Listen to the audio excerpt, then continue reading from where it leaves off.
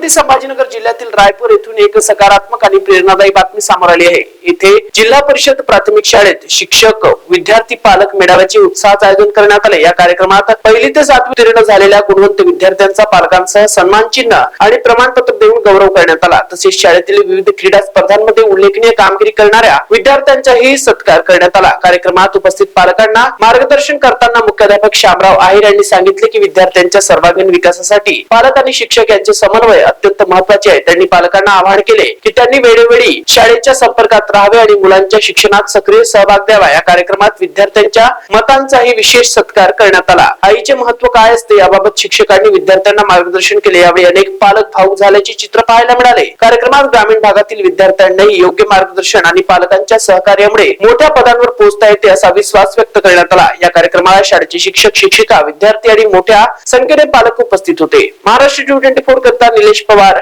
Chhatrapati Sambhajinagar.